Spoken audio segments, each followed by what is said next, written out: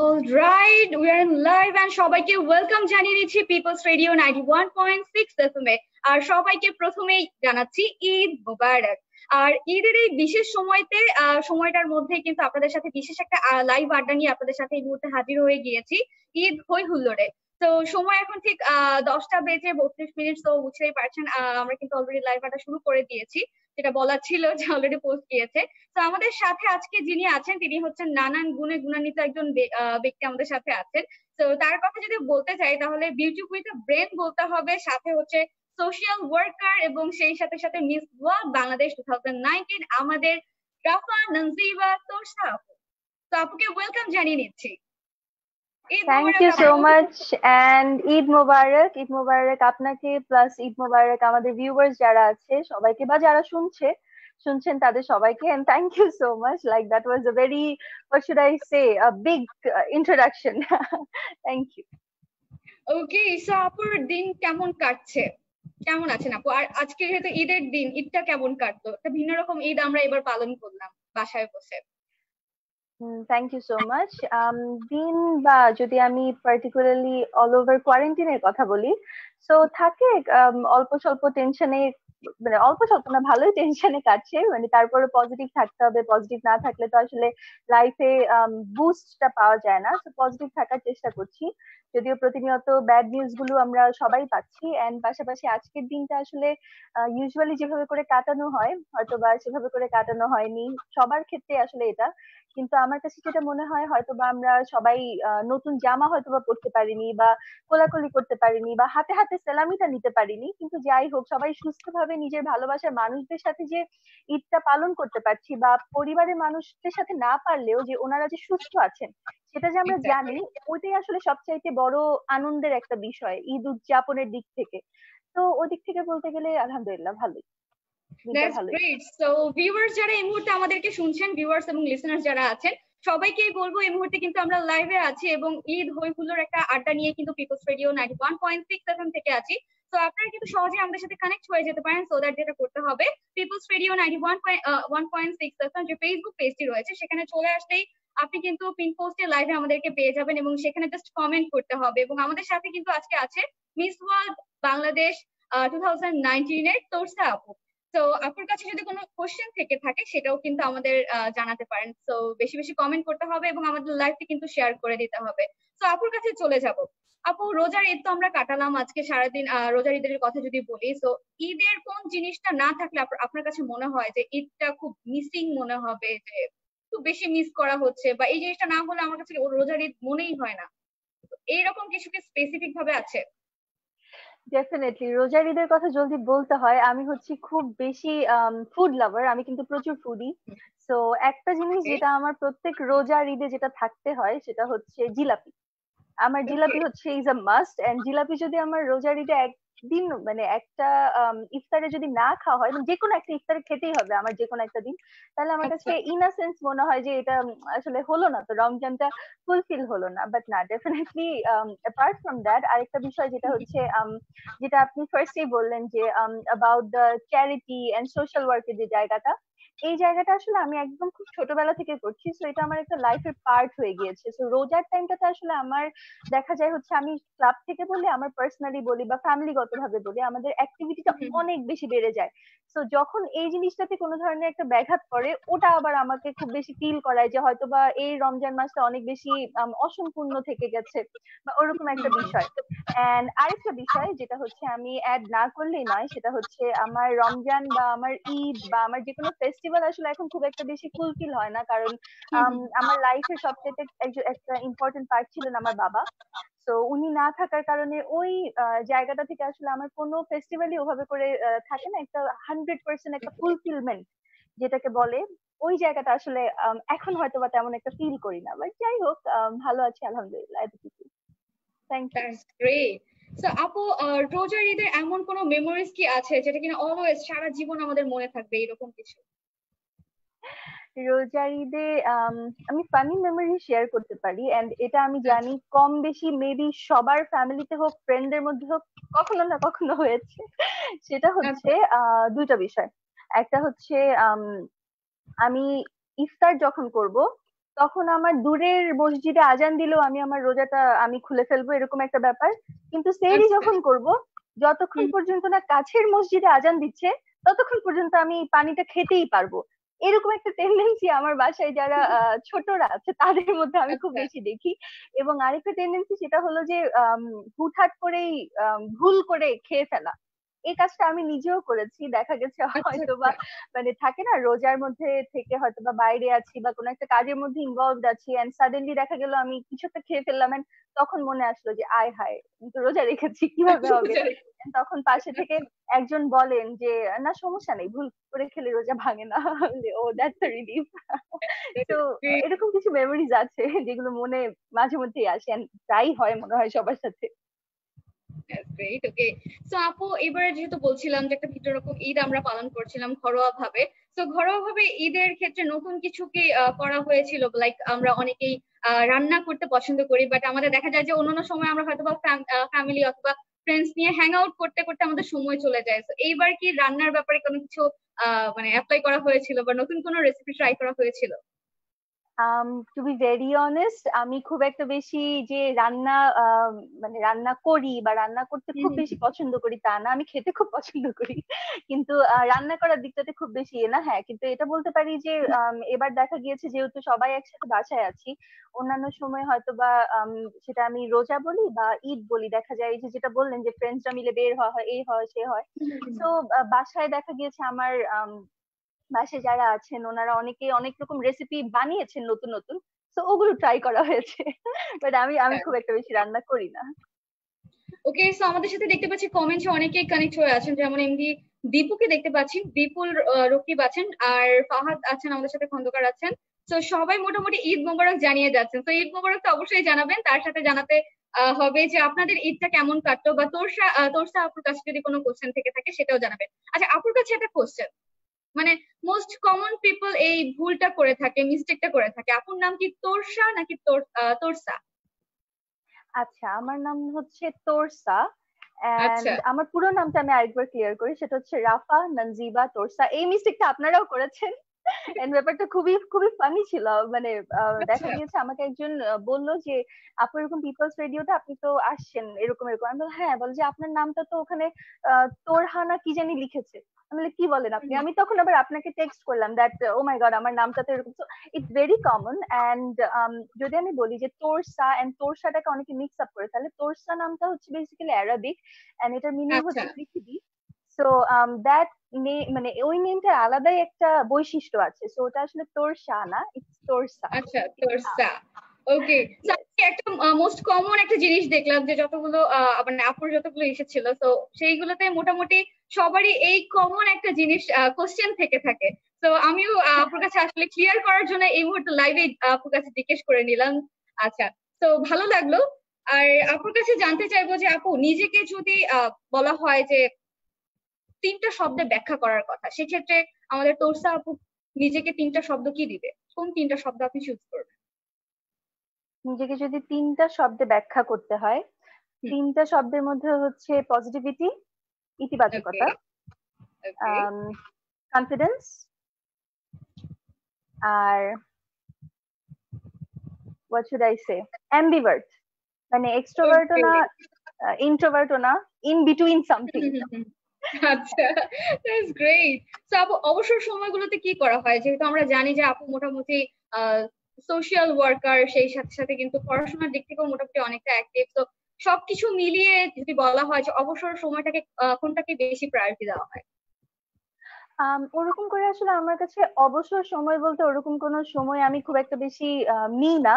Two be very honest, দেখা যায় হয়তো বা ঈদের কাজের মধ্যে থাকা হয়, or else দেখা যায় যদি কোনো কাজ মানে যেটাকে বলে যে একদম কাজ কাজ যেটাকে বলে, সেটা যদি না থাকে তাহলে নিজের কাজগুলো করতে নিজে খুব বেশি বিজি থাকি। যেমন নিজেকে আমার আসলে মনে হয় যে নিজেকে অনেক বেশি বিজি রাখলে বা প্রোডাক্টিভ রাখলে এটা অনেক বেশি মানে আমাকে মেন্টালি অনেক বেশি পিস দেয়। তো আমি সবসময় দেখা যায় অবসর সময় বলি বা এমনি সময় বলি আমি অলওয়েজ অ্যাক্টিভ থাকি, কিছু না কিছু একটা করা হয়। তো অবসর সময় আমি বলবো না, আমার আমার অলওয়েজই কিছু না কিছু একটা করা হয়। That's great. সো আপু এই যে এত কিছুর সাথে আপনি ছোটবেলা থেকেই জড়িত আছেন, যেমন আমি নৃত্যের কথা যদি বলি, তারপর আবৃত্তি, অভিনয়, তো এই সবকিছুর সাথে ছোটবেলা থেকে কিভাবে জড়ানো হয়েছিল? আচ্ছা, আমি যখন এইসব কিছুর সাথে জড়াই তখন আমার বয়স মাত্র 3.5 বছর বয়স। তো ওই বয়সে আসলে খুব একটা বেশি কিছু বুঝি না, কিন্তু আমি তখন অনেক ছোট। এন্ড তখন আমি স্কুলে ভর্তি আচ্ছা। হইনি। তো আমার ফ্যামিলি হচ্ছে খুব বেশি কালচারাল মাইন্ডেড এবং খুব এডুকেটেড একটা ফ্যামিলি। আমি খুব প্রাউডলি ব্যাপারটা বলি। সো আমার মা হচ্ছেন আমাকে ফার্স্ট ডান্স ক্লাসে ভর্তি করান, ডান্স টিচারের কাছে নিয়ে যান। এন্ড আমার হুম ফার্স্ট হুম। কালচারাল এরিনাতেই হচ্ছে আমার আমার যাত্রাটা শুরু হয় ডান্সের মাধ্যমে। And okay. আফটার দ্যাট আমি আমি স্কুলে ভর্তি হই। এন্ড দেন আস্তে আস্তে দেখা যায় আমি recitation, theatre, mime, painting, singing, আরো ডিবেট, আচ্ছা। পাবলিক স্পিকিং হাবি যাবে অনেক কিছুতে জয়েন হই।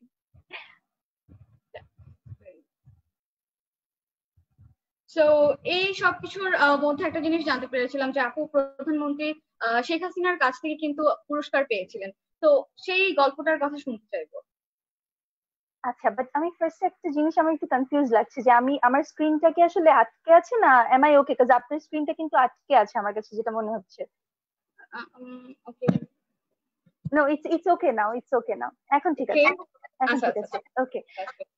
সো অ্যাবাউট দ্য প্রধানমন্ত্রীর কাছ থেকে পুরস্কারের ব্যাপারটা, হ্যাঁ, এটা হচ্ছে 2000, ইটস ব্যাক ইন 2010, আচ্ছা। and it was my first ever, sorry, it was back in 2009, it was back in 2009, and that was my first ever national award as a child. এটা আমার youth national award, and এটা ছিল basically folk ডান্সে।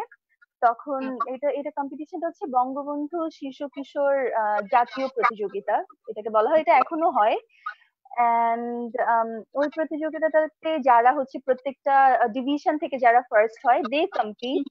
And ওখান থেকে প্রত্যেকটা division থেকে যারা first হয় they compete, and then one of them become first. তো আমি বেসিক্যালি চিটংকে রিপ্রেজেন্ট করি হচ্ছে দুটো সেক্টরে, একটা ছিল অ্যাক্টিং এ, একটা ছিল folk dance. And I won the first prize for folk dance, and it was from the Honorable Prime Minister Sheikh Hasina. That's great. তো আপুর বেড়ে ওঠার সময়টা তো চট্টগ্রামে ছিল, রাইট? ওকে। Right. তো আমরা কি আপুর কাছ থেকে চট্টগ্রামের তিনটা উইশ শুনতে পারি? কিন্তু কি, আরেকবার বলতে হবে, সরি। চট্টগ্রামের লোকাল ল্যাঙ্গুয়েজে আমরা আপুর তিনটা উইশ শুনতে চাবো। ও মাই গড, চট্টগ্রামের লোকাল ল্যাঙ্গুয়েজে উইশ বলতে গেলে তো আমি নিজেও আটকে যাব, কারণ আমার আসলে লোকাল আচ্ছা। ল্যাঙ্গুয়েজটা আমি বুঝতে পারি বাট আমি আসলে প্রপারলি উচ্চারণ করতে পারি না। So I wouldn't really go in that way. Sorry. আচ্ছা। ওকে। সো আপু মিস ওয়ার্ল্ডের যাত্রাটা শুরু হয়েছিল কিভাবে? মিস ওয়ার্ল্ডের যাত্রাটা বেসিক্যালি শুরু হয়েছিল out of curiosity, shear curiosity. ব্যাপারটা এরকম ছিল যে আমি আসলে মিস ওয়ার্ল্ড বাংলাদেশ বা মিস ওয়ার্ল্ড বাংলাদেশ কখন হয় কি হয়, I had no idea. I was going through some pageants, and pageant বলতে Miss Universe, Miss World, Miss Earth. So আমি দেখছিলাম যে মিস ওয়ার্ল্ডের যে অল ওভার যে what should I say, background and everything, ওই ব্যাপারটা আমাকে অনেক বেশি অ্যাট্রাক্ট করে। And so I googled a little bit, and তখন আমি জানলাম যে আমাদের দেশেও 2017 মেবি ইন্টারন্যাশনাল পর্যায়ে মিস ওয়ার্ল্ড বাংলাদেশ হয়েছে, মানে একদম রিসেন্ট টাইমসে, বাট এর আগে তো 19s এর দিকেও হয়েছিল। So after that I just waited and আমি অ্যাপ্লাই করি। বাট আমি আসলে ওরকম কোনো কিছু না যে না আমাকে মানে একদম না হলে আমি শেষ, সবকিছু শেষ হয়ে যাবে, ওরকম কিছু ছিল না। আমি জাস্ট আমার মতো করে, ওখানে কিছু কোয়েশ্চেন ছিল, দেয়ার ওয়ার সাম ফর্মস, আমি আমার মতো করে ওগুলো, আমি কিন্তু বাসায় কাউকে বলিনি, হুইচ ইজ ভেরি ইন্টারেস্টিং, আমি বাসায় কাউকে বলিনি that I was applied. Really? তো ইয়েস, আমি কাউকে বলিনি এন্ড আই বাসায় অ্যাপ্লাইড। কখন না জানিয়ে অডিশন দেওয়া, মানে কখন বাসায় জানানো No, no, হয়েছিল no, যে? no, no, no, no, no, no. আমি ওকে। বলছি, I when I আচ্ছা। when we, আমাদের হচ্ছে ফার্স্ট ইয়েটা ছিল, আমাদের একটা অ্যাপ্লিকেশন ফিল আপ করতে হয়, আচ্ছা। যেখানে হচ্ছে প্রায় 37,000 অ্যাপ্লিকেন্টস এটা ফিল আপ করে, and ওখান থেকে by some survey or something they selected um around 100 participants, and I was shortlisted to 100. And আমার মোবাইলে একটা টেক্সট আসে যে আমার হচ্ছে মেবি যেদিন আমার কাছে টেক্সট আসে তার একদিন পরেই আমার অডিশন এফডিসি তে। এন্ড আমি তখন আই ওয়াজ লাইক, আচ্ছা আমি কি আম্মুকে এখন বলবো, মানে কেমন হবে ব্যাপারটা? তো আই জাস্ট ওয়েন্ট টু, আমি আমার মার কাছে যাই, and my mom is my biggest supporter, আমার সবচাইতে বড় ক্রিটিক এবং আমার সবচাইতে বড় সাপোর্টার। তো আমি আমার মাকে বলি দ্যাট এরকম একটা বিষয়, সো হোয়াট ইজ ইয়োর সে, আমি কি আসলে should I participate or should I not? আমি কিন্তু তখন কনফার্ম ছিলাম না that I would be participating. And after that, okay, so if you want to participate, sure, go ahead, no problem. So after that আমরা রাতে আমরা আমাদের journey start করি বাই ট্রেন, এন্ড দেন সকালবেলা পৌঁছাই। দেন সকালবেলা ভোরে পৌঁছানোর পর 8টা বাজে এফডিসি তে যাই, and I was so tired, and I was like, it's okay, আমি আমার মতো করে just let me be who I am, and ওভাবে করে আমি যাই। and পরে ওখানে যাওয়ার পর I just got selected, and after that ধাপের পর ধাপ পার করে finally Miss World Bangladesh. And of course ওখানে অনেক ধরনের, like I faced a lot of it was a lot of mixed experience, you know, Miss World বাংলাদেশের জায়গাটা, কাজ ওখানের মধ্যে দেখা গিয়েছে যে আমাদের কোন ধরনের স্টিরিওটাইপ একটা একটা একটা ফিমেলকে ফেস করতে হয়, বা কোন ধরনের পজিটিভ বা নেগেটিভ জিনিসগুলো ফেস করতে হয়। and then when time came for the Miss World, like I self groomed myself, and it was all self preparation and everything. and পরে হচ্ছে I went to London, and লন্ডনের এক্সপিরিয়েন্সটা was out of the world, because ওখানে হচ্ছে যিনি miss ওয়ার্ল্ডের CEO আমরা যেটা জানি, মিসেস জুলিয়া মলি, উনি হচ্ছেন basically she is such a nice lady, and উনি সবসময় হচ্ছেন আমাদেরকে বলতেন that this is not a competition, এখানে হচ্ছে পুরো বিশ্বের টপ যারা ন্যাশনাল রিপ্রেজেন্টেটিভ প্রত্যেকটা কান্ট্রির, সবাই হচ্ছে দেখা গেছে আমাদের দেশে হয়তো 37,000 অ্যাপ্লিকেন্ট, ওদের দেশে হয়তো আরো বেশি, ওরকম করে সবাই ফাইট করে এখানে এসছে। So you guys are already winner, so just enjoy and be present, খুব বেশি ইয়ে করার দরকার নেই, এটা একটা ফেস্টিভ্যাল।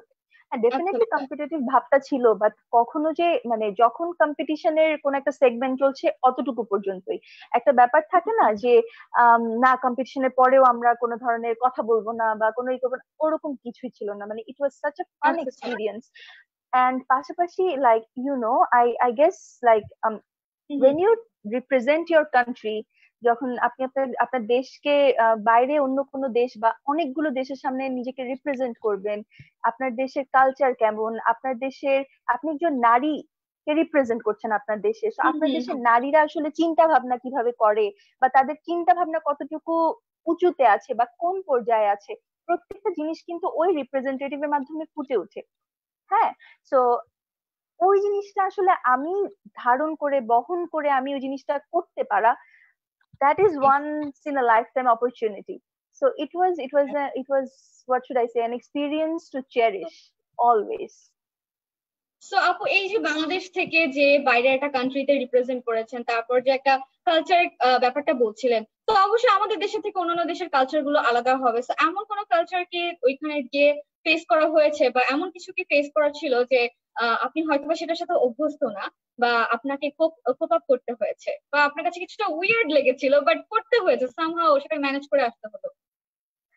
নট রিয়েলি, এটা হয়নি। মানে ইউজুয়ালি যেটা দেখা যায় মিস ওয়ার্ল্ডে আগে এই কম্পিটিশনটা ছিল, যেটা ছিল হচ্ছে সুইমস্যুট রাউন্ড, যেটা মিস ইউনিভার্সে আছে, বাট আমাদের in miss world we don't have that. So ওটা আমাদের কালচারের সাথে যায় না, মানে it's not our culture. So যদি ওটা থাকতো তাহলে হয়তো বা ব্যাপারটা একটু ওরকম বা ওই সেন্সে ওরকম হতো, but no, there was nothing like that, যেটা হয়তো বা আমার কাছে আমি করতে চাইনি বা আমাকে করতে হয়েছে, ওরকম কোনো কিছুই ছিল না। এন্ড যেটা খুব ইন্টারেস্টিং ছিল সেটা হচ্ছে যে অনেকগুলো দেশের কালচার সম্পর্কে জানা হয়েছে, স্পেশালি ওদের দেশে আসলে ওদের কান্ট্রি কেমন, পপুলেশন কেমন, বা how things work there, economy কেমন। এন্ড মজার ব্যাপার হচ্ছে দ্যাট থাকে না যে যেটা মানুষজন সবাই মানে অনেক ক্ষেত্রে অনেকে মনে করেন যে বিউটি প্যাজেন্ট বা বিউটি প্যাজেন্ট টাইটেল হোল্ডার মানে হচ্ছে সারাক্ষণ মেকআপ, সারাক্ষণ কস্টিউম, এগুলো নিয়ে কথা বলে। It's absolutely not that, specially miss world এর ক্ষেত্রে তো ডেফিনেটলি না। কারণ আমরা যখন মিস ওয়ার্ল্ডে ছিলাম আপনি ওখানে লয়ার দেখবেন, ডক্টর ছিল, আমি হচ্ছি আইআর এর স্টুডেন্ট, মানে আন্তর্জাতিক সম্পর্ক বিভাগের student. So I am all about politics, diplomacy, ডিপ্লোমেটরা ছিলেন। সো ওখানে হচ্ছে একটা বিশাল কি বলবো কালচার, এডুকেশন, মানে অনেক উর্বর মস্তিষ্ক বলে না, ওরকম একটা মিলন মেলা ছিল। So it was amazing. Okay, so আপু, বাহিরের দেশে নিজেকে যদি রিপ্রেজেন্ট করতে হয়, সেক্ষেত্রে যদি আমি জিজ্ঞেস করি যে কি কি গুণাবলীগুলো প্রয়োজন হয়? ওকে, আমি আসলে ওরকম, যদি কেউ নিজেকে গ্রুম আপ করতে চায় সেক্ষেত্রে নিজের দেশকে রিপ্রেজেন্ট করতে হলে কি কি জিনিসগুলো খুব বেশি প্রয়োজন? আচ্ছা, যদি নিজের দেশকে রিপ্রেজেন্ট করার কথা আসে তখন আসলে নিজের যে রেসপন্সিবিলিটি জায়গাটা আসে এটা অনেক বেশি বেড়ে যায়। এবং পাশাপাশি গ্রুমিং এর যখন কথা আসে তখন ডেফিনেটলি যে কোনোখানে আসলে নিজেকে রিপ্রেজেন্ট করতে হলে সবচেয়ে নিজের ট্রু সেলফ যেটা সেটাকে ধারণ করে রাখতে হবে। বিকজ আপনি যখন একটা কান্ট্রিকে রিপ্রেজেন্ট করছেন, আপনি বেসিক্যালি আপনি নিজের মাধ্যমে একটা দেশকে রিপ্রেজেন্ট করছেন। তো আপনি যদি আপনার ট্রু সেলফটাকে ধরে না রাখতে পারেন, আপনি আসলে বেশি দূর পর্যন্ত যেতে পারবেন না, যেটা আমার কাছে মনে হয় আমার নিজের এক্সপিরিয়েন্স থেকে। So it is very important that আপনি নিজের দেশকে যখন রিপ্রেজেন্ট করবেন, আর যাই হোক না কেন এটা মনে রাখতে হবে দ্যাট আমি নিজের দেশকে রিপ্রেজেন্ট করবো মানে হচ্ছে আমাকে আমার মতোই থাকতে হবে, আমি অন্য কোনো কিছুকে ধারণ করে আসলে বেশি দূর পর্যন্ত যেতে পারবো না। তো এটা আসলে খুব বেশি ইম্পর্টেন্ট। এক্স্যাক্টলি। তো আপু এই যে মানে আপুর মধ্যে আমি তো অলরেডি প্রথমেই ইন্ট্রোডিউস করার সময় বলে দিয়েছি beauty with a brain plus social worker, miss world, সবকিছু কিন্তু বলা যায় মিস ওয়ার্ল্ড বাংলাদেশ 2019। তো এই যে এতগুলো গুণাবলীর মাঝে আরেকটা গুণাবলী আমি আপুর মানে ফাইন্ড আউট করতে পেরেছি, সেটা হচ্ছে আপু হচ্ছে খুব সুন্দর করে গুছিয়ে কথা বলতে পারে। তো এই গুণটা কোথা থেকে আপু রপ্ত করতে পেরেছিলেন? Okay, thank you so much. Okay, যদি এটা বলতে হয় তাহলে আমার বাবা উনি একজন অ্যাডভোকেট প্লাস একজন writer, and he is an artist as well. উনি একজন সিঙ্গার, পাশাপাশি আরো অনেক কিছু। সো খুব ছোটবেলা থেকে আমি এমন একটা পরিবেশে বড় হয়েছি যেখানে সবাই আমার মা, আমার বাবা, আমার পরিবারের সবাই দেখা যায় খুব সুন্দর করেই কথা বলতেন সব সময়। মানে একদম আমার ফ্যামিলি কিন্তু খাস চাটগাইয়া। তো থাকে না একটা যে চিটাঙ্গা ভাষায় কথা বলার একটা ব্যাপার। তো ওই ব্যাপারটা কখনো আমাদের সারাউন্ডিং এ বললেও আমাদের উপর ইম্প্যাক্ট ফেলবে বা আমাদের কোনো কোনো ধরনের কোনো কিছুতে যে আম, মানে আমাদের প্রপার কথা বলা বা বাংলা ভাষাটার প্রপার চর্চার জায়গাটা আমরা সবসময় পেয়েছি। এন্ড যখন আমি আস্তে আস্তে বড় হয়েছি তখন দেখা গিয়েছে ডিবেট, পাবলিক স্পিকিং, পাশাপাশি আরো কিছু যেগুলো হচ্ছে ওপেন প্ল্যাটফর্ম, এগুলোতে আমার কাজ করা হয়েছে। সো আমি ইভেন যদি বলতে হয় আমি ইভেন বাংলাদেশ বেতারে I I am a vocal artist there. So এখন যদিও স্টপ আছে। সো অল ওভার সবকিছু মিলে ওখান থেকে আসলে একটা চর্চা চর্চা মানে থেকে। সংস্কৃতির একটা চর্চা কিন্তু প্রথম থেকেই ছিল আপুর মধ্যে বলা চলে। Definitely, definitely. ওকে, সো আপুকে আমি যতটুকু দেখেছি যে আবৃত্তি, তারপর কিছুক্ষণ আগে বলছিলেন যে ভোকাল আর্টিস্ট হিসেবে কাজ করা হয়েছে, তারপর আহ নৃত্য করা হতো। তো এই যে সবকিছুর মাঝে এখন তো মিস ওয়ার্ল্ড বাংলাদেশ আপনি, তো অভিনয়ের দিকটাতে কতটুকু মনোযোগ দেওয়া হচ্ছে বা ফিউচারে কি প্ল্যানিং রয়েছে, নৃত্য নাকি আহ মানে মাল্টিপল গুণাগুলি তো অবশ্যই আছে আপুর মধ্যে, বাট ফিউচার নিয়ে যদি বলা হয় নৃত্য নাকি অভিনয়, কোনটাকে আপনি চুজ করছেন, কোনটা নিয়ে ভাবছেন? আমার কাছে যেটা মনে হয় সেটা হচ্ছে যে একটা মানুষকে যে শুধুমাত্র যে কোনো একটা দিকে চুজ করতে হবে ওরকম না। এন্ড যখন একটা আর্টিস্টের কথা আসে বা যখন একজন, যদি আমি অ্যাক্টরের কথাই বলি, নৃত্য আচ্ছা, বলি, গান বলি, উচ্চারণ বলি, বাচনভঙ্গি বলি, সব কিন্তু ওখানে চলে আসে। So there is nothing to choose between this connected to. অনেক বেশি। এক্স্যাক্টলি। এন্ড আরেকটা ব্যাপার হচ্ছে কি, প্রত্যেকটা জায়গা হচ্ছে আমার প্যাশনের জায়গা। সো আপনাকে যখন আপনার প্যাশনের জায়গার মধ্যে চুজ করতে বলা হবে, it's very hard to choose. So I am not gonna go and choose anything, I will just keep all of it. Okay, so আপু আমরা এই যে অন স্ক্রিনে আপুকে এত সুইট ভাবে পাই, কিউট ভাবে পাই, অফ স্ক্রিনে আপু কেমন? অফ স্ক্রিনেও আমি, অন স্ক্রিনে যেমন অফ স্ক্রিনেও তেমন। হ্যাঁ, একটা আচ্ছা। বিষয় যেটা ইটস ভেরি ফানি, যেটা হচ্ছে আমাকে অনেকেই বলে, ইটস ভেরি ট্রু, যেহেতু আমি বললাম যে আমি একজন অ্যাম্বিভার্ট পার্সন, সেটা হচ্ছে আমি ইন্ট্রোভার্টও না আবার এক্সট্রোভার্টও না। তো যখন ওকে। দেখা যায় আমি আসলে হয়তোবা কোনো একটা জায়গায় আছি বা কোনো একটা প্লেসে আছি, তো আমি আমার মতো করে থাকতেই পছন্দ করি, যতক্ষণ না পর্যন্ত কেউ আমার সাথে কথা বলছেন বা আমি ওরকম একটা পরিবেশ পাচ্ছি যেখানে হ্যাঁ আই ক্যান টক। সো ততক্ষণ পর্যন্ত আমি আমার মধ্যে থাকি। তো অনেকেই মনে করেন দ্যাট হ্যাঁ ও তো খুব মুডি, ও তো খুব এটা খুব মজা লাগে, অনেকে বলে ওর তো খুব পার্সোনালিটি। সো এই জিনিসটা খুব বেশি এটা এটা অনেক বেশি ইয়ে হয়, but no, rather than that আমি এখন যেরকম আছি আমি আমি সেরকমই, I am like that. Okay, so তোরসে আপু রাগ উঠলে কি করে, খুব বেশি যখন প্রচন্ড রাগ হয় তখন কি করে? সব সময় তো আমরা আমার হাস্যোজ্জ্বল ভাবে দেখি, বাট রাগ উঠলে তখন কি করা হয়? আমার যখন খুব বেশি আম, আমার আসলে রাগ খুব কম হচ্ছে, বাট আমার মন খুব খারাপ হয়, খুব বেশি মন খারাপ হয় আমার। আচ্ছা। খুব বেশি রাগ আমার হয় না তেমন একটা। বাট এই দুটার যেটাই হোক না কেন আমি একদম চুপ হয়ে যাই। মানে থাকে না ওই যে বলে যে ঝড়ের আগে শান্ত হয়ে যাওয়া। ওরকম একটা ব্যাপার কাজ করে, আমি একদমই চুপ হয়ে যাই। দেখা যাবে হচ্ছে আমাকে কোনো কিছু করে হাসানো যায় না, কোনো হুম কথা হুম হুম। বলে আমাকে কিছুই করা যায় না, আমি আমার স্বাভাবিক ওয়েতে থাকি না, খুব ফর্মাল হয়ে যাই আমি তখন। মানে আমি প্রচুর ফর্মাল বিহেভ করি ওই টাইমটাতে। তো এই একটা আর জিনিস, এটা খুব ইন্টারেস্টিং। আচ্ছা হ্যাঁ। আচ্ছা, তো এখান থেকে যদি আমি একটু অল্টারনেটিভ ওয়েতে নিয়ে যাই, যে যদি বলি যে কারোর রাগ ভাঙানোর ক্ষেত্রে কি করা হয়? কারো রাগ ভাঙানোর ক্ষেত্রে যেটা করা হয় সেটা হচ্ছে আগে ওই মানুষটার কথা শোনা হয় ভালো করে, যে হুম। একটা মানুষ তো আর এমনি এমনি রাগ করবে না, নিশ্চয়ই কোনো কারণে সে রাগ করেছে। তো নিজে আগে কোনো কথা বলার আগে ওই মানুষটাকে সুযোগ দিই যে তার কমপ্লেইনের জায়গাটা কোথায়, যে সে কেন রাগ করেছে। দেন আচ্ছা। চেষ্টা করি হচ্ছে ওই মানুষটাকে, যদি আমার ফল্ট থাকে আমি সাথে সাথে সরি বলে ফেলি।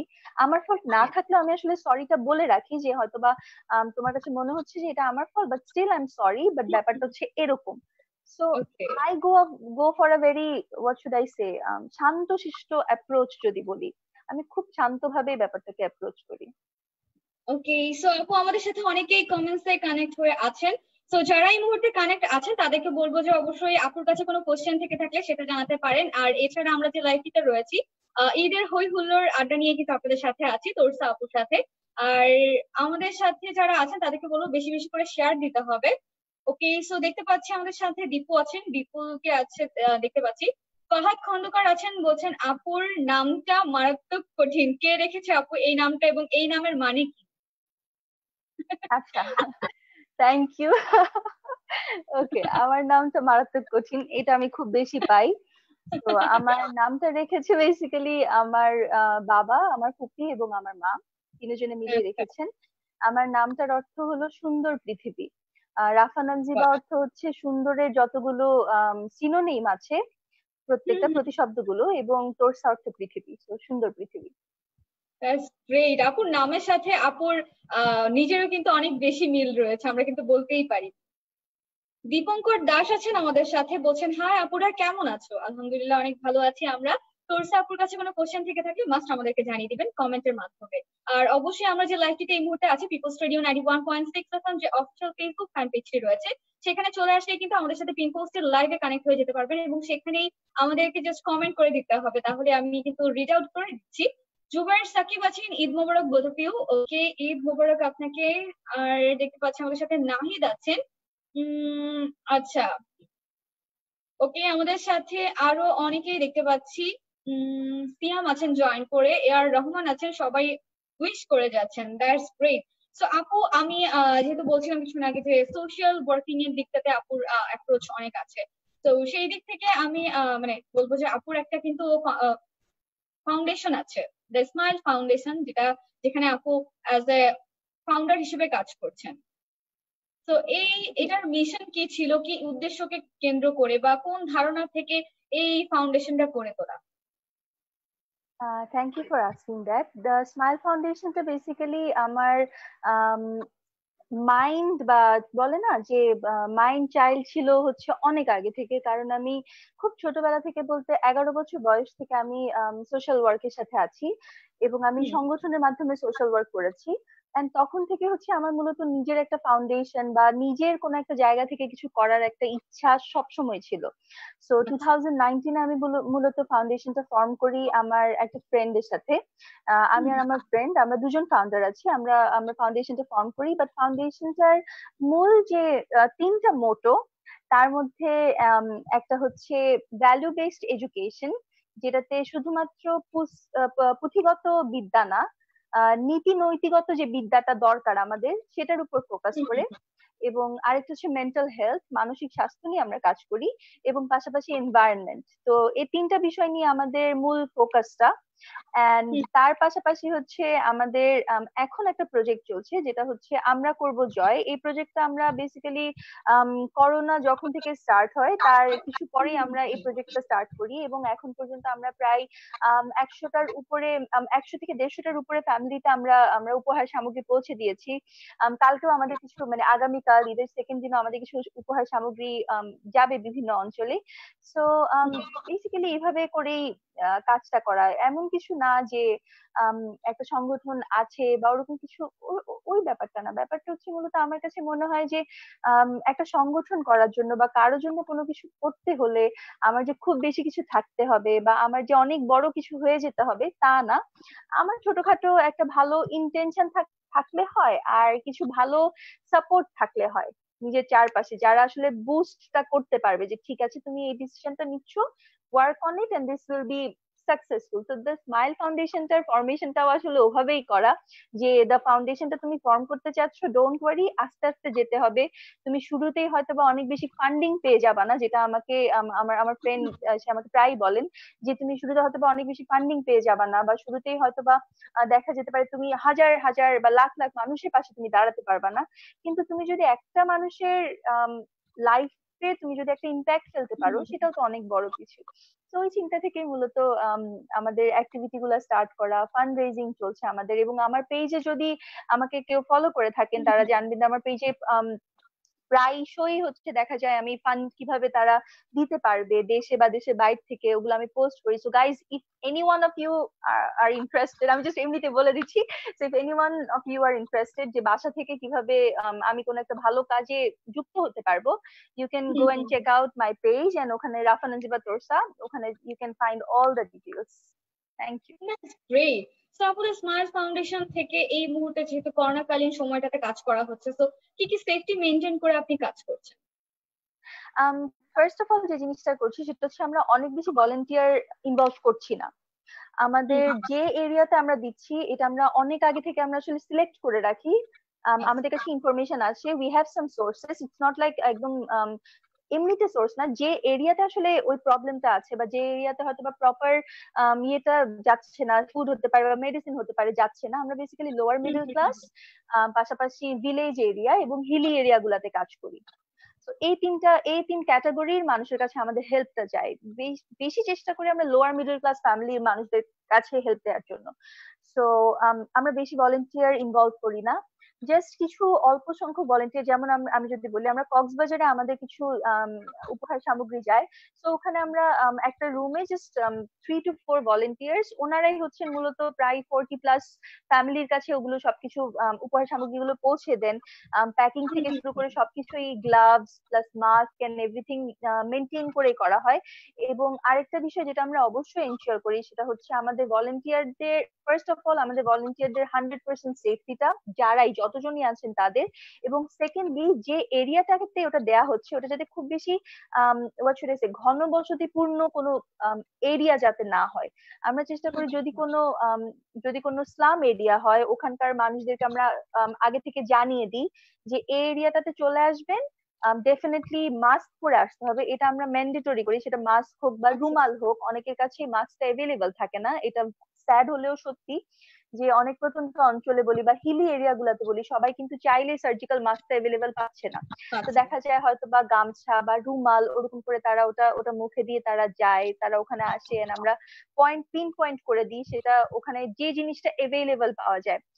সেটা হতে পারে একটা পাথর, সেটা হতে পারে চক দিয়ে সার্কেল করে দেয়া, যেহেতু আমাদের প্লেস গুলো সবসময় সেম থাকে না, তো ওভাবে করে আমরা ডিস্টেন্সটা যাতে মেনটেন হয় এই ব্যাপারগুলো আমরা আমরা মেনটেন করি। এবং পাশাপাশি যাতে কেওসটা না হয়ে যায়, ওভাবে হচ্ছে ভলেন্টিয়াররা স্লটে স্লটে আমাদের উপহার সামগ্রীগুলো পৌঁছে দেয়। সো বেসিক্যালি 100% চেষ্টাটা আসলে করা হয়, মানে 100% যেটাকে বলে ওই চেষ্টাটা আসলে করা হয় যাতে proper safety precautions and everything যাতে মেনটেন করা হয়।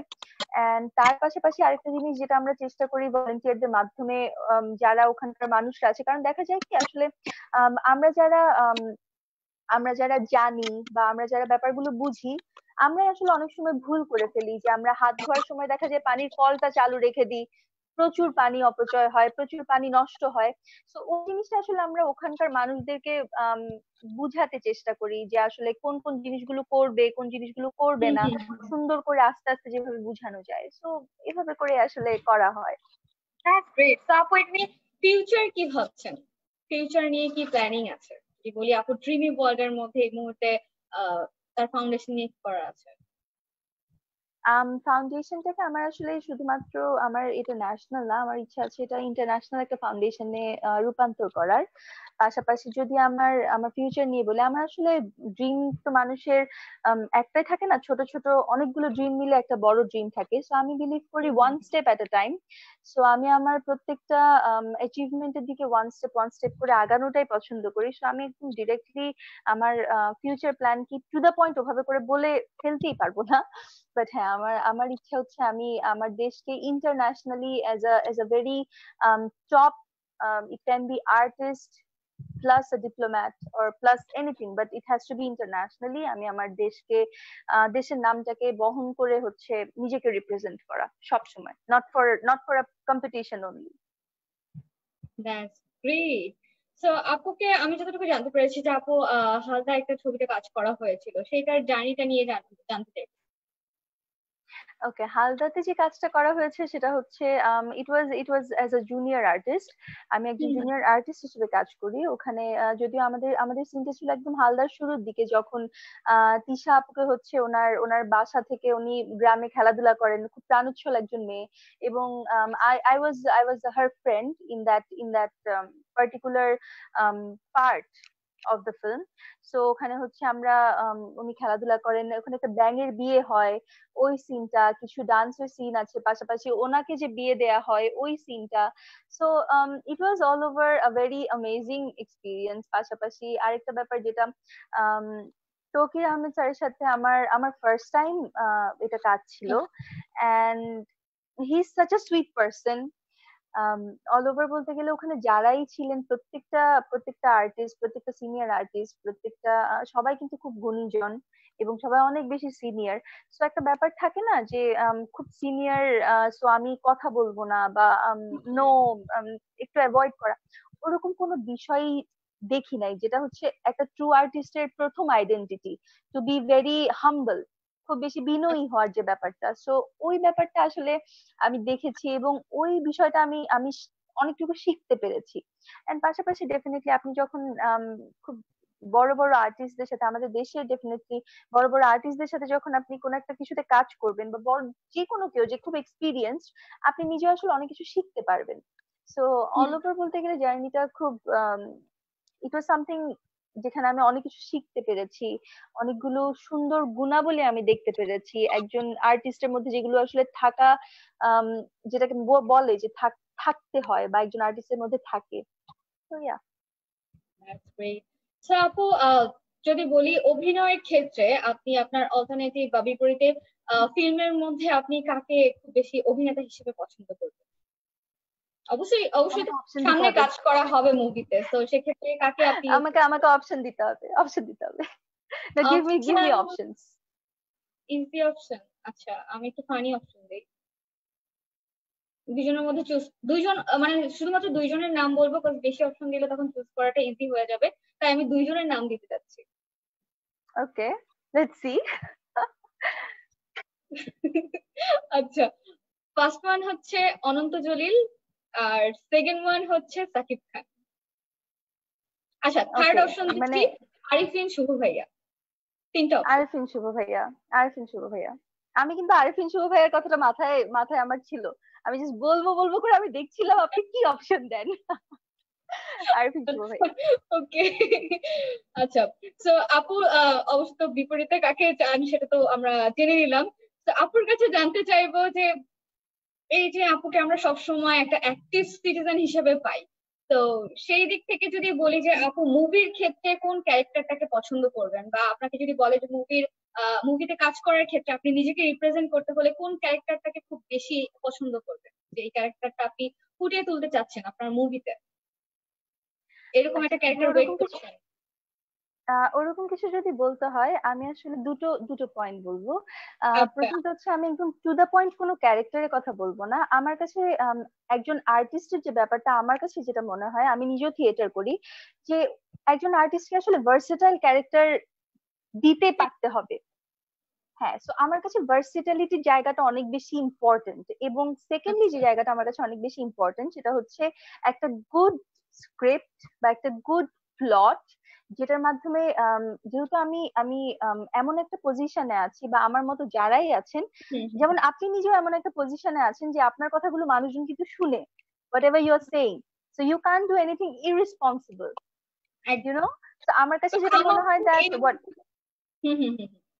হ্যাঁ বলেন, ইউ আর সেইং সামথিং। করতে শুনছে অবশ্যই আমাকে, এতগুলো মানুষ শুনছে, তারা কিন্তু ভালোবেসে আমার সাথে কানেক্ট আছে। তো আপনি যেমন আপনি নিজের দেশকে বাহিরের দেশে যখন রিপ্রেজেন্ট করছিলেন, তখন কিন্তু পুরো দেশের একটা রিপ্রেজেন্ট করার একটা অনেক বড় একটা দায়িত্ব কিন্তু আপনি বহন করছিলেন। Right, right. সো ব্যাপারটা আসলে ওরকমই। সো আমার কাছে যেটা মনে হয় that whatever it is, ব্যাপারটা যদি এমন কিছু হয় যে সেটা যদি it might be something very small or something very huge, যাই ক্যারেক্টার হোক না কেন, it should be able to make someone think, thought provoking কোনো কিছু হতে হবে যেটা আসলে আমাদেরকে কোনো না কোনো ভাবে ইম্প্যাক্ট করতে পারে।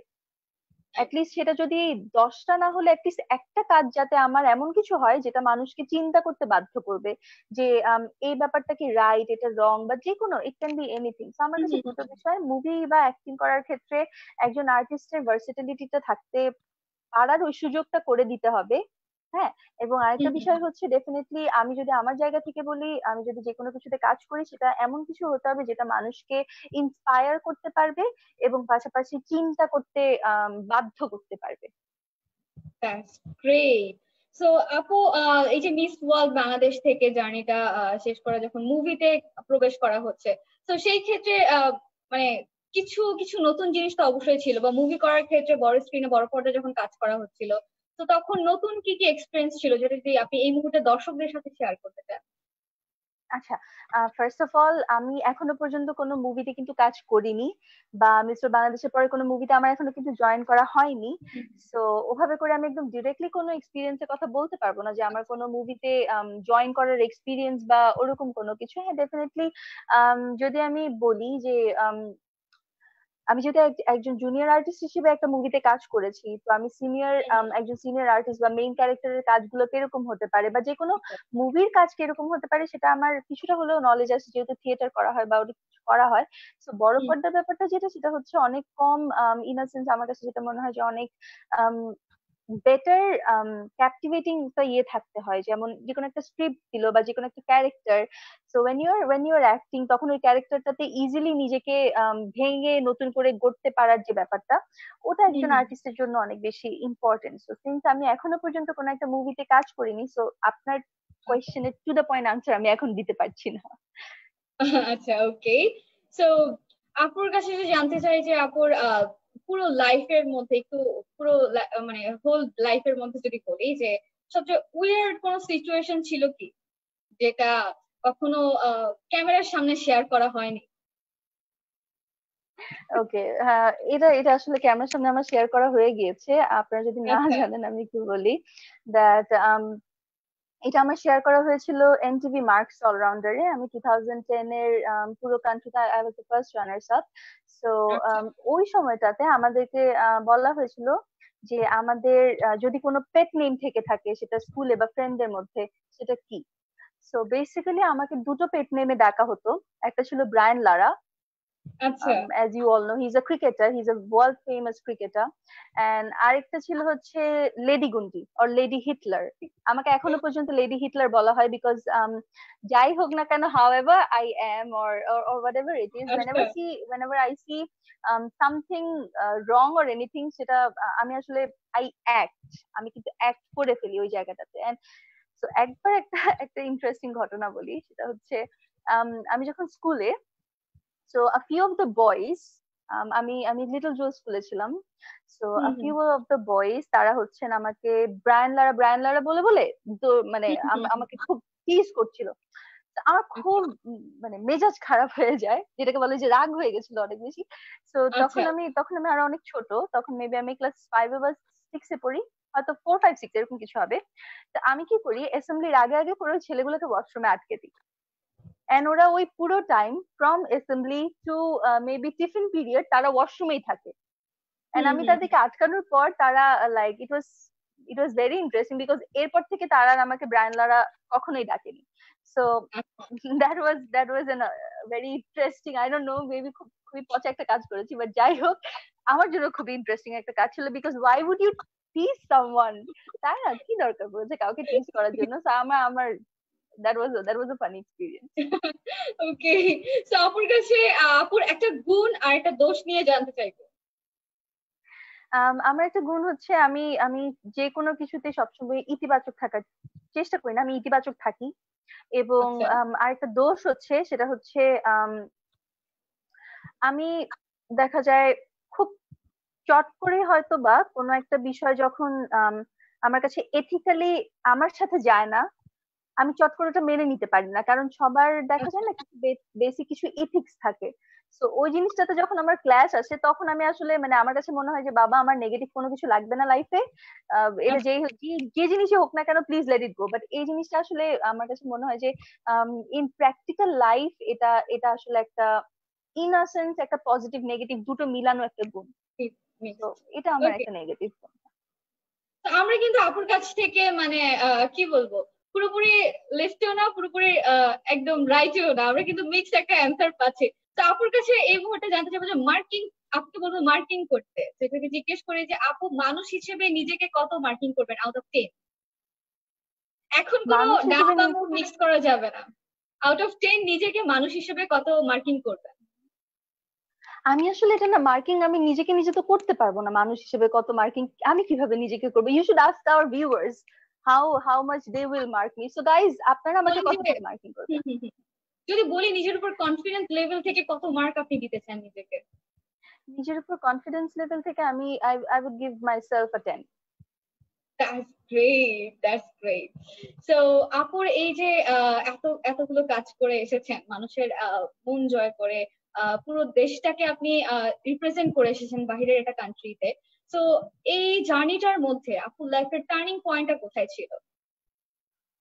কোনটাকে এই আপনি পুরো টার্নিং পয়েন্ট জার্নি হিসেবে ধরবেন? টার্নিং পয়েন্ট যদি আমার বলতে হয়,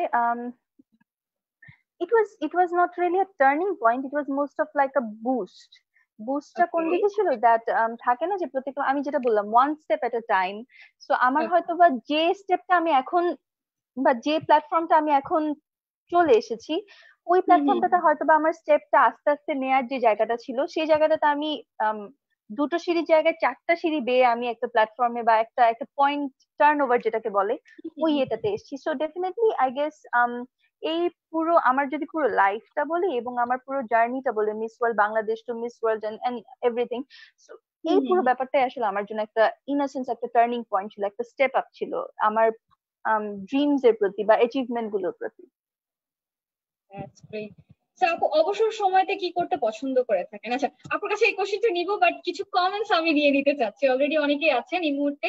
তো যারা আছেন তাদেরকে বলবো লাইভটা বেশি বেশি করে শেয়ার করে দিতে হবে। আমাদের সাথে দেখতে পাচ্ছি মারাক আছেন জয়েন করে, thank you so much for a compliment. এছাড়া আমাদের সাথে লাহাজ উদ্দিন আছেন জয়েন করে, দীপঙ্কর দাস আছেন, নূর আলম আছেন জয়েন করে, জুবাইর সাকিব আছেন আমাদের সাথে, এছাড়া তানভীর আছেন আমাদের সাথে, এছাড়া দীপঙ্কর আছেন, আর মারাক আছেন আমাদের সাথে, ঈদ মোবারক জানাচ্ছেন। তো অনেকেই দেখতে পাচ্ছিলাম জাস্ট ঈদ মোবারক জানিয়ে যাচ্ছে, তাদেরকে বলবো যে অবশ্যই লাইভটা শেয়ার করতে হবে এবং তোরসা আপুর কাছে যদি কোনো কোশ্চেন থেকে থাকে সেটাও কিন্তু জানিয়ে দিতে হবে। আর এই মুহূর্তে আমরা কিন্তু লাইভে আছি পিপলস রেডিও 91.6 এফএম, যে ফেসবুক পেজটি রয়েছে সেখানে চলে আসলে পিন পোস্টে আমাদেরকে লাইভে পেয়ে যাবেন। তো জাস্ট লাইভে কমেন্ট করে জানাতে হবে, আর আপুর কাছে কোনো কোশ্চেন থাকলে অবশ্যই জানাবেন। তো আপুর কাছে চলে যাব, এই যে আপু এবার নতুন কোনো কাজ করা হয়েছিল কি? না, ঈদে আসলে নতুন কোনো কাজ আমার ওভাবে করে করা হয়নি নতুন কোনো কাজ, যেটাকে বলা হয় ঈদের কাজ যেটাকে বলা হয় ওভাবে করে করা হয়নি due to the whole corona situation. But আমার অনেকগুলো কাজ পেন্ডিং রয়ে গিয়েছে যেগুলো আসলে আমার বেসিক্যালি ঈদে করার কথা ছিল।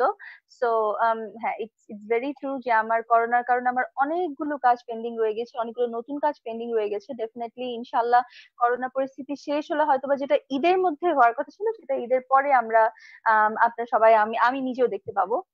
এন্ড পাশাপাশি ঈদের সময় যে কাজগুলো করা হচ্ছে তার মধ্যে হয়তোবা একটা জিনিস যেটা অনেক বেশি করা হচ্ছে besides the whole live shows and stuff like that, চেষ্টা করছি নিজের অডিয়েন্স বা নিজের যারা আমাকে ফলো করছেন তাদের প্রতি নাও এন্ড দেন কিছু মেন্টাল হেলথ রিলেটেড ভিডিওস, পাশাপাশি কিছু mental health related sessions and stuff like that. Because আমার কাছে যেটা মনে হয় যে এই মুহূর্তটাতে as a maybe I am Miss World, মানে অ্যাজ অ্যান আর্টিস্ট বলি আর যাই বলি না কেন, but as a Miss World Bangladesh বা একজন responsible citizen and as a public figure, কিছু রেসপন্সিবিলিটিস থাকে যে মানুষকে আসলে মোটিভেটেড রাখাটা অনেক বেশি ইম্পর্টেন্ট এই টাইমটাতে। কারণ দেখা যায় হয়তোবা আমরা কেউ না কেউ যে কোনো একটা পর্যায়ে কোয়ারেন্টিনের মধ্যে ফ্রাস্ট্রেটেড হয়ে পড়েছি, মেন্টালি আপসেট হয়ে পড়েছি।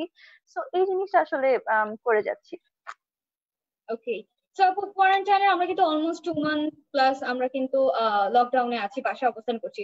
এই লম্বা সময়টার মধ্যে অবসর সময়গুলোতে কি কি করতে পছন্দ করেন? মানে যদি বলি অবসর সময় পেলে কোন কাজটা আপনার সবচেয়ে বেশি পছন্দ? আমি আবার যেটা বলছি যে অবসর সময় আসলে খুব একটা বেশি আমি কাটাই না, বাট হ্যাঁ ডেফিনেটলি যদি বলতে হয় যে একদম প্রপার কাজের বাইরে যেটা করা হয় আমার, সেটা হচ্ছে আমি নিজের সাথে নিজে টাইম কাটাতে খুব পছন্দ করি। পাশাপাশি ওকে। আম, আমার একটা অভ্যাস হচ্ছে, আমি যখনই একটু ফ্রি টাইম পাই আমি তখনই দেখা যায় আমার আমার একটা ফেভারিট রেস্টুরেন্ট চেইন আছে এখানে ঢাকায় প্লাস চিটং এ। সো আমি ওটাতে যাই এন্ড আমি নিজেকে নিজে ডেটে নিয়ে যেতে পছন্দ করি। I like to date myself, so I take myself out to date and I order a coffee, পাশাপাশি I have a diary যেখানে আমি সবকিছু লিখি and scribble করি, আঁকাআঁকি করি। so I do that, ওই জিনিসটা আমার করা হয়। and এই কোয়ারেন্টিনে যদি বলা হয় পার্টিকুলারলি, আমি খুব বেশি চেষ্টা করছি, যেটা যেহেতু বিজি থেকে যে জিনিসটা আসলে মাঝে মধ্যে মিস আউট হয়, সেটা হচ্ছে ওয়ার্কআউট করা, মেডিটেশন করা।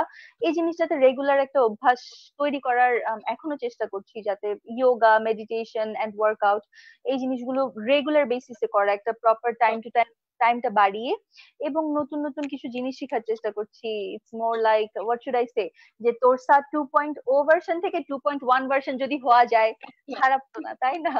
সো দ্যাটস আচ্ছা, তো আপু আমরা কিন্তু মোটামুটি আপুকে ফেসবুকে, সোশ্যাল সাইটে কিন্তু মোটামুটি অনেকটা অ্যাক্টিভ দেখতে পাচ্ছিলাম। তো এই যে আমরা করোনার সময়গুলোতে এতটা অনলাইনে অ্যাক্টিভ হয়ে গিয়েছি, তো আমরা যেমন এই লাইফে হয়তো আমরা স্টুডিওতে বসে করতে পারতাম, সেটা আমরা হয়তো বা ঘরে বসে এখন অনলাইনে করে ফেলছি। তো এই যে প্রত্যেকটা সেক্টরে আমরা কাজগুলো যে অনলাইনে করছি, বা মিডিয়া লাইনে যদি বলি, নৃত্যশিল্পী যারা আছে বা শিল্পীরা যারা আছে, সবাই কিন্তু তাদের কাজগুলো ঘরে বসে করার চেষ্টা করছে। তো সেই দিক থেকে আপনি কি ভাবছেন যে অনলাইনের এই কাজটা কতটুকু আমাদের পরবর্তীতে মানে পোস্ট করোনা সিচুয়েশনে ইফেক্ট ফেলবে, বা আমরা কি এটা কন্টিনিউ করে যাব কিনা? আপনার কাছে কি ডেফিনেটলি। ধারণা মনে হয়? আমার যেটা যেটা আসলে রিসার্চ এন্ড এভরিথিং এ যেটা দেখা যাচ্ছে, পোস্ট করোনা আসলে একটা বিশাল ইকোনমিক ধাক্কা, পাশাপাশি একটা বিশাল ফুড ক্রাইসিসের মধ্যে আমরা পড়বো। সো এই প্রত্যেকটা জিনিস থেকে আসলে সামনে ওঠার জন্য আমাদের কিন্তু নতুন যে কোনো একটা অল্টারনেটিভ খুঁজে বের করতে হবে। এন্ড কাজের যারা হচ্ছে মিডিয়া বলি বা যে কোনো আউটসাইডের যে কাজগুলো ছিল, তারা এখন আসলে একটা অল্টারনেটিভ বের করে অনলাইন বেসড কাজগুলো করছে। এন্ড ইটস ইটস নট আসলে নাথিং ব্যাড যে আমি অনলাইন বেসড কাজগুলো যে করছি, it's the same thing, just আমার বাসা থেকে করতে হচ্ছে ডেফিনেটলি। সো একটা জিনিস যেটা হয়তো বা একটা ইম্প্যাক্ট করবে, সেটা হচ্ছে অনেক এন্টারপ্রেনর, অনেক যারা হচ্ছে সেলফ মেড যারা আছেন, অনেকেই যারা এখনো কাজ করে যাচ্ছেন, ওনাদের আসলে অনেক বেশি একটা হ্যাসেল তাদের হয়তো বা বহন করতে হবে। অনেক কোম্পানি দেখা যেতে পারে যে অনলাইন বেসড একটা বিষয় তৈরি করা, আবার করোনার পরে কিভাবে করে তারা আসলে অনলাইন প্লাস অফলাইন, কারণ অনলাইন থেকে হুট করে আসলে অফলাইন যাওয়াটাও একটা একটা বিশাল কন্ট্রাডিক্টরির মধ্যে পড়ে যায়। তো আমার কাছে যেটা মনে হয় that এটা একটা ইম্প্যাক্ট ফেলবে, বাট আমরা মানুষ তো we survive, we are survivors. তো আমরা যে কোনো না কোনো ভাবে we are gonna find a way. Yes. আচ্ছা, আমাদের সাথে দেখতে পাচ্ছি অলরেডি অনেকেই কানেক্ট হয়ে আছেন আমাদের। আচ্ছা, আর যে প্রত্যাশা আমাদের সাথে কানেক্ট হয়ে আছেন, বলছেন হ্যালো আপু, আসসালামু আলাইকুম, ঈদ মোবারক। ঈদ মুবারক সবাইকে, যারা ঈদ মুবারক উইশ করছেন to all of you guys. And I hope আপনারা সবাই বাসায় ছিলেন, যারাই বাসায় ছিলেন, বিকজ আমাদের মনে রাখতে হবে we are very much privileged in a sense that আমাদের বাসা আছে, we have our family. So আমাদের অনেক বেশি বিনয়ী হতে হবে, কারণ অনেকে আছে করোনার সময় দেখা গেছে হয়তো বা ঈদটাও তারা কাটাতে পারছেন না, because they lost someone they love. So সবাইকে রিকোয়েস্ট করবো বাসায় থাকেন, and definitely happy Eid Mubarak. Exactly, আমরা কিন্তু দেখতে পাচ্ছিলাম যে আহ মোটামুটি সবাই কিন্তু এই সময়টায় সচেতনতা অবলম্বন করছে। আবার এমনও কিন্তু আছে যে যারা হয়তো বা মানে নিজেদের ফ্যামিলির কথা চিন্তা করে হয়তো বা ঢাকায় রয়ে গিয়েছে, ঢাকার বাইরেও যায় নাই এ বাড়িতে। তো তাদেরকে বলবো যে বাসায় এই মুহূর্তে আমাদের থাকাটা খুব বেশি প্রয়োজন, নিজের দেশের কথা, নিজের পরিবারের কথা চিন্তা করে। আচ্ছা আমাদের ওকে, প্রত্যাশা বলছেন বাসায় থেকে কাজ করা কেমন এনজয় করছেন এবং যেহেতু নতুন experience.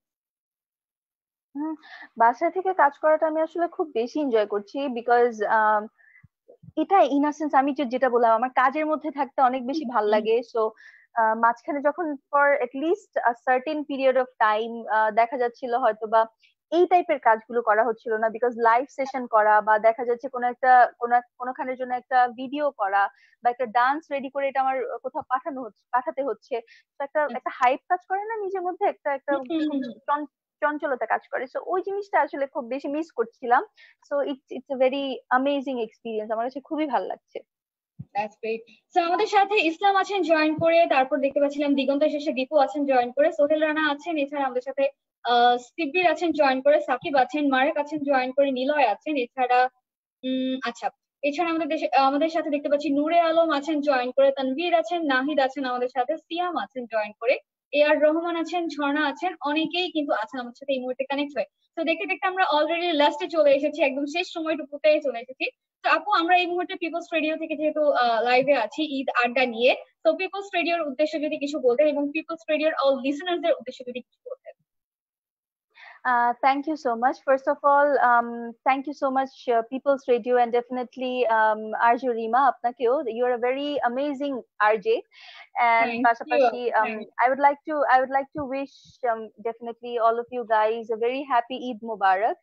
And People's Radio boli ba all over deshe shobaike boli ba those of you who are watching, সবার কাছে এতটুকু অনুরোধ করব দ্যাট আই নো আমরা সবাই বারবার বারবার করোনা নিয়ে শুনছি, বারবার বারবার হয়তো বা স্যাড নিউজ শুনছি, বাট আমাদের এটা মনে রাখতে হবে that it's really not about the sad news. ব্যাপারটা হচ্ছে সেফ থাকতে হবে, প্রিকশনস মেনটেন করতে হবে ডেফিনেটলি, এন্ড অনেক বেশি বিনয়ী হতে হবে, কারণ এখনই সময় হচ্ছে নিজের মানবিক দিকটা দেখানোর, অন্যদের পাশে অনেক বেশি দাঁড়ানোর চেষ্টা করতে হবে। কারণ এই ব্যাপারটা আমি খুব বেশি বলি দ্যাট আমরা সবাই আলহামদুলিল্লাহ, I have a house, I have my family, আমার বাসা আছে, আমি খেতে পারছি। প্রত্যেক দিন সকালবেলা উঠে আসলে আমার এটা চিন্তা করা লাগছে না যে ইস আজকে তো করোনার কারণে আমি আমার আমার কাছে ফুড নেই, আমার কাছে পানি নেই। এই চিন্তা কিন্তু আমার করা লাগছে না, কিন্তু আরেকজন ব্যক্তি, আরেকজন পরিবারের ওই চিন্তা করা লাগছে। So we can try to help those people. পাশাপাশি আমি বলবো দ্যাট যারাই আছেন, even you as well, that if you have any street animals যারা আপনাদের এরিয়াতে আছে, they are not being able to eat anything, so যদি পসিবল হয় দিনে একবার করে হলেও অথবা উইকে একবার করে হলেও try to feed them and stay positive. Definitely এই টাইমটাকে খুব বেশি ইউটিলাইজ করেন, কারণ স্পেশালি যারা এন্টারপ্রেনার, যারা স্টুডেন্ট আছেন, যেমন আমি নিজেও স্টুডেন্ট, আমি চিটং ইউনিভার্সিটিতে আছি। সো দেখা যেতে পারে যখন করোনা সিচুয়েশনটা অনেকটুকু নর্মালে চলে আসবে, যখন ইউনিভার্সিটি গুলো খুলে দিবে, স্কুল কলেজ খুলে দিবে, একটা বিশাল ধাক্কা চলে আসবে পড়াশোনা পরীক্ষা সবকিছু মিলে। তো এখনই সময় বি প্রিপেয়ার্ড, কারণ মনে রাখতে হবে যে অন্য সময় যেখানে আমাদের 100% এফর্টটা দেওয়া লাগতো, সেখানে হয়তো 100,000% এফর্টটা আমাদের দেওয়া লাগতে পারে। সো একদম হতাশ হওয়া চলবে না, ফ্যামিলির সাথে থাকেন, বা ফ্যামিলির সাথে যদি নাও থেকে থাকেন, এই যেভাবে আমি আর যে Rima, we are connected through Facebook, through social media, you guys can be connected with your family. Positive থাকেন, ভালো থাকেন, eat healthy, be healthy, and that's it. Take care, and I love you all. Thank you so much আপুকে, এবং যারা listeners এই মুহূর্তে আমাদেরকে আছেন সাথে কানেক্ট হয়ে আছেন তাদের সবাইকে অসংখ্য ধন্যবাদ জানাচ্ছি। এছাড়া আমাদের সাথে এই মুহূর্তে যারা লিসেনার্স এবং ভিউয়ার্স যারা আছেন দুই সাইড থেকেই সবাইকে আমরা ধন্যবাদ জানাচ্ছি, এবং আপুকেও অসংখ্য ধন্যবাদ এত সুন্দর একটা সময় আমাদেরকে দেওয়ার জন্য। তো লিসেনার্স আমরা এতক্ষণ কিন্তু ঈদ হই হুল্লোড় নিয়ে কিন্তু পিপলস রেডিও 91.6 এর অফিসিয়াল ফেসবুক ফ্যান পেজ থেকে ছিলাম। তো সবাইকে বলবো যে আজকের মতো তো বিদায় নিতে হচ্ছে, বাট বিদায় নেওয়ার আগে অবশ্যই বলবো যে এই সময়টায় অবশ্যই আমাদেরকে একত্র থাকতে হবে, সোশ্যাল ডিস্টেন্সটাকে আমাদের সবাইকে মেনটেন করতে হবে। আর বিশ্ব স্বাস্থ্য সংস্থা দেওয়া যে রুলস গুলো রয়েছে আমাদের সবাইকে কিন্তু এই জিনিসগুলো মেনটেন করে চলতে হবে, সো দ্যাট আমরা কিন্তু নিজেদেরকে, নিজের পরিবারকে, নিজের দেশটাকে কিন্তু তাহলে ভালো রাখতে পারবো। তো সবাই অনেক ভালো থাকবেন, আল্লাহ হাফেজ জানাচ্ছি। আর আপুকে আবারও ঈদ মোবারক জানিয়ে আজকের মতো বিদায় নিচ্ছি। ঈদ মোবারক। Thank you.